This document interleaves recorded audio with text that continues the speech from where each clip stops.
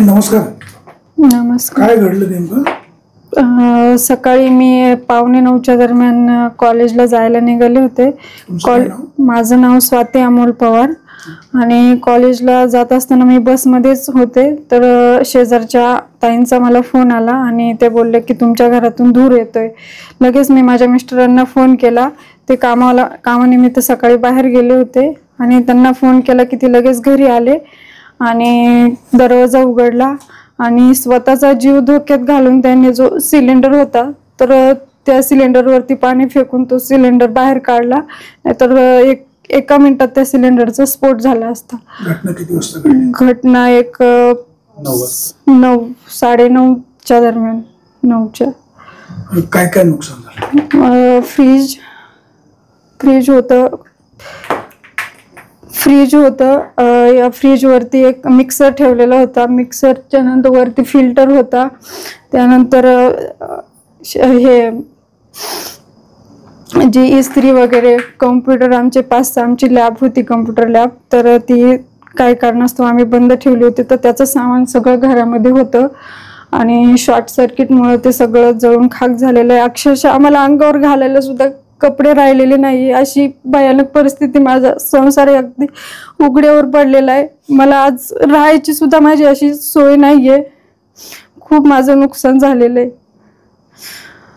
दुपारी एक वाटी सुद्धा नाही राहिलेली आहे माझ्या घरामध्ये. सगळं जळून खाक झालेले, धान्य सुद्धा नाही राहिलेलं आणि कपडे सुद्धा सगळं जळून खाक झालेले.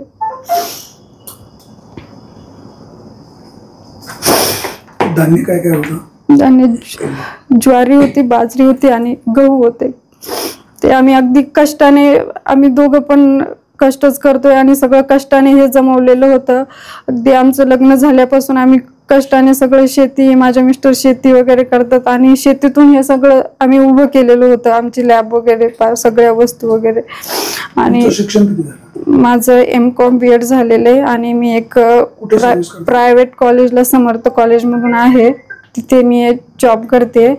आणि अगदी आमचं जे पोट आहे तर ते हातावरती आम्ही आमचा संसार आम्ही एकदम कष्टाने असा उभा केला होता, परंतु आज माझ्या संसाराचं पूर्ण राख, म्हणजे अक्षरशः आम्हाला अंगावर जेवढे कपडे तेवढे शिल्लक राहिलेले आहेत, बाकी अक्षरशः काहीच नाही राहिलेलं. घरामध्ये कोण होतं? घरामध्ये कोणीच नव्हतं. आम्ही सगळे कामानिमित्त बाहेर पडलो होतो. मी गेल्याच्या नंतर अर्ध्या तासानंतरच ही घटना घडली. म्हणजे अर्धा तास. मुलीला मी घरात माझ्यासोबत घेऊन शाळेला गेले होते आणि मिस्टर माझे सकाळीच कामानिमित्त बाहेर गेले होते. घर तुमचं स्वतःचं का भाड्याचं? भाड्याचं घर आहे. एक 11 महिन्यापूर्वी आम्ही इथं रेंटने राहतोय. ही जी आग लागली त्याचं नेमकं कारण काय? प्रथमदर्शनी तुमच्या काय लक्षात आलं? प्रथमदर्शनी शॉर्ट सर्किट एवढंच कारण आहे. शॉर्ट सर्किट मध्ये इकडे या बोर्ड पण जळून खाक झालेला आहे आणि बाकी खाली काय, पहिल्यांदा वरती जो बोर्डचे जे ठिकाण होते तर तिथे पहिल्यांदा आग लागलेली आहे. आता कॉम्प्युटरचं वगैरे जे नुकसान झालं त्याचं साधारण किती रुपयाचं नुकसान झालं? 1 लाख 1.5 लाखाचं नुकसान असेल. बाकी इतर साहित्य वगैरे काय? इतर साहित्य वेगळंच, त्यामध्ये फ्रीज, रेफ्रिजरेटर, हे फिल्टर वगैरे असं बरंच किरकोळ सामान आहे. धान्य वगैरे धान्य सगळं, खराब झाली. भांडी राहायला सुमारे किती काय? एक 2-2.5 लाखापर्यंत आमचं नुकसान झालेलं. आता तुम्हाला काय अपेक्षित आहे? तुमचं कुटुंब अतिशय गरीब आहे. सामाजिक संस्था किंवा दानशूर मंडळींनी काय मदत करायला हवी किंवा तुम्ही काय आवाहन कराल? जे सामाजिक संस्था वगैरे आहेत त्यांनी जेवढी जास्त मदत करता येईल माझा संसार उभं करण्यासाठी. आता एक अक्षरशः घरात मला खायला सुद्धा नाही, मला अंगावर घालायला सुद्धा कपडे नाही, आज मला राहण्याची पण माझी परिस्थिती नाही. प्लीज कृपया मला जेवढं सहकार्य करता येईल तेवढं सामाजिक संस्थांनी करावं ही नम्रते. घरातलं जे सामान जळालेलं आहे तर ते कृपया काही मला प्लीज मदत करा. अक्षरशः मला अंगावर घालायला कपडे सुद्धा नाही आहेत, माझ्या मुलीचे सुद्धा कपडे जळालेले आहेत. मला अक्षरशः मला आज राहायला सुद्धा मला इथे जागा नाहीये. कृपया मला काहीतरी मदत करा, प्लीज प्लीज मदत करा. घरामध्ये काय पैसे वगैरे होते? पैसे माझ्या भावाने दिलेले, मी सगळ्यांपासून लोकून थोडेसे पैसे साठवलेले, असे एकत्रित पैसे सुद्धा माझे जळून अक्षरशः तिथं वरती माळावर ठेवले होते मी, तर ते सुद्धा जळून खाक झालेले आहेत. किती पैसे? एक 40-50च्या दरम्यान होते माझे पैसे. काही साठवलेले होते, काही माझ्या भावाने दिलेले होते, त्याच्या जमिनीतून मिळालेले. माझ्या मुलीने आज सकाळी जे मी तिला जेवण बनवलेलं होतं ते पण अगदी जळून खाक झालेलं आहे. तिच्या ऍडमिशनसाठी जे पैसे जमवले होते तर ते पण जळालेले आहेत. मला पण शिक्षण करायचं होतं, ते शिक्षणासाठी पण मी पैसे जमवलेले होते आणि ते सुद्धा जळून खाक झालेले आहेत. नमस्ते. आपण इथं 14 नंबरला आमचे सहकारी मित्र अमोल पवार यांच्या घरी आलो आहे. खरं तर मी दुपारी पण या ठिकाणी येऊन गेलो होतो.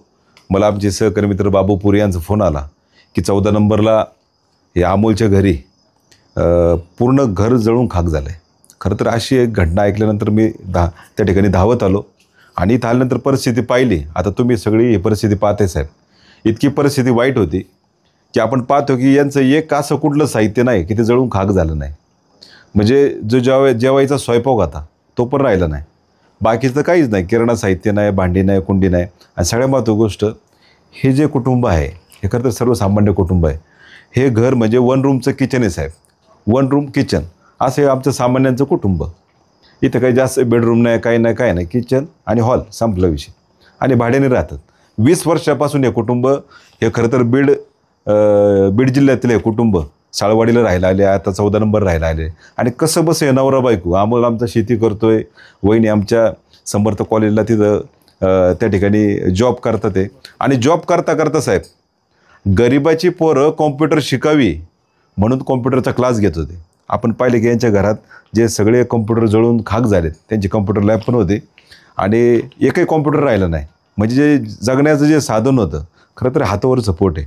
कसे बस नवरा बायको त्या ठिकाणी संसार करत होते आणि संसाराचा एक गोष्ट इथं राहिली नाही साहेब. आणि दुपारी आम्ही इथं आल्यानंतर MSCBला पण फोन केला, MSCBच्या मी अधिकाऱ्यांना फोन केला.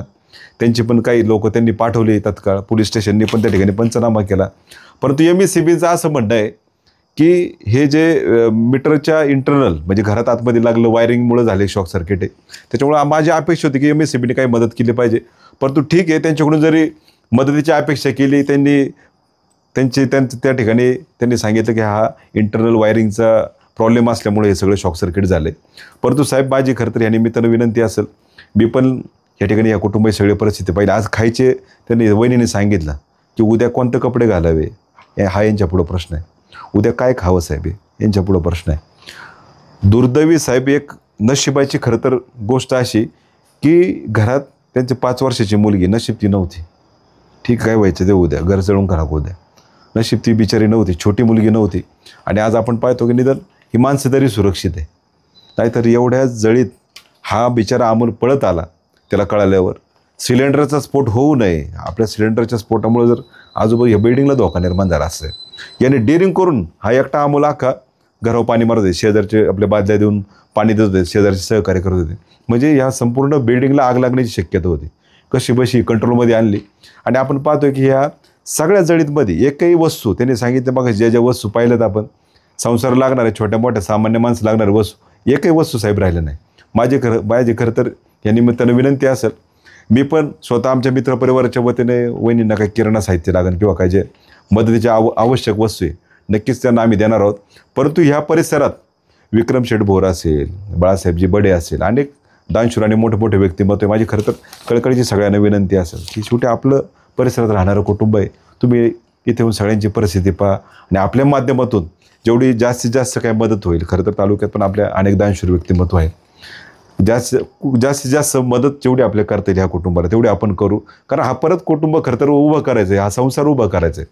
फक्त म्हणायला जातो मोडून पडला संसार पण मोडला नाही काना, पाठीवरती हात ठेवून फक्त लढ म्हणा, हे फक्त म्हणायचं नसतं. आपण त्यांच्या मागं खरोखर उभं राहायचं असतं. तर ते म्हणायला अर्थ आहे साहेब. आज अमोलसारखा आमचा सामान्य कुटुंबातला शेतकरी जर आपण याच्या मागं उभं राहिलं नाही ना, याचा सगळा जो मोरल असतो किंवा काहीतरी उभं राहायची एक जिद्द असते ती सगळी संपून जाईल. कारण आज या कुटुंबाकडे जे त्यांनी 20 वर्षात काय जे उभं केलं होतं किंवा वहिनींचं लग्न झाल्यानंतर जे स्वप्न पाहिलं होतं ते वस्तू एकतर एकही वस्तू राहिली नाही. बरं, गरिबांनी कॉम्प्युटर शिकावं गरीबाच्या पोरांनी म्हणून या जर वहिनी जर तळमळ करीत असतील ते कॉम्प्युटर पण साहेब राहिले नाही.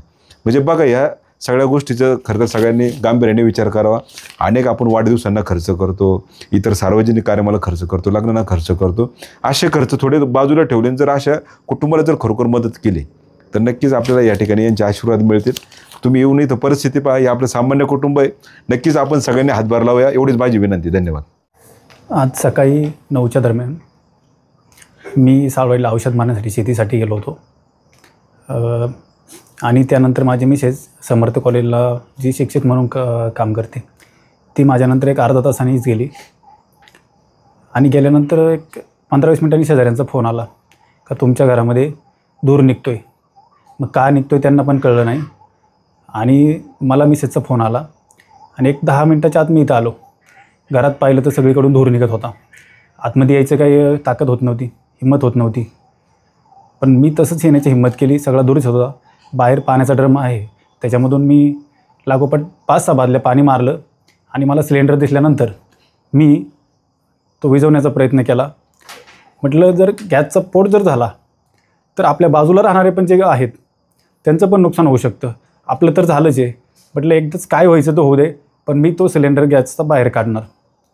आणि आतमध्ये आल्यानंतर पाहिलं घरामध्ये पूर्ण साहित्य कोणतंही शिल्लक राहिलेलं नाही. आज आमचे खाण्याचे सुद्धा वांदे झालेले आहेत.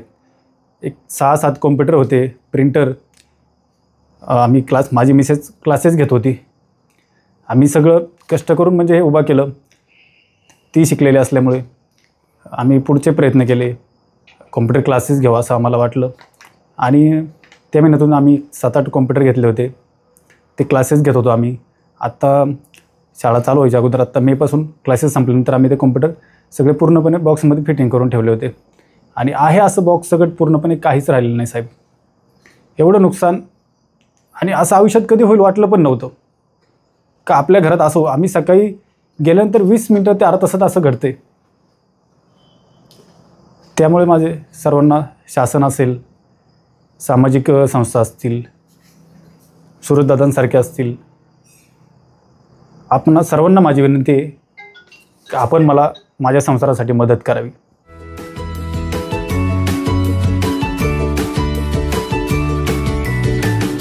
बातम्या शेतीच्या,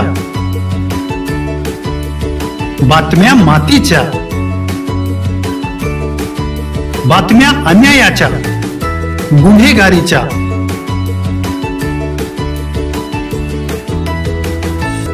राजकारणाच्या आणि समाजकारणाच्या, शोषणाविरुद्ध बुलंद आवाज, जनसामान्यांच्या हुंकाराची गाज, सत्कार्याला प्रोत्साहन,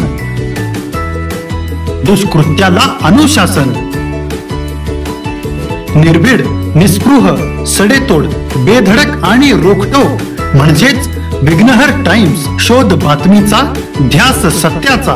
आपलं चॅनल, आपली बातमी. सबस्क्राईब तर कराच, पण बेल आयकॉनवर क्लिक करायलाही विसरू नका.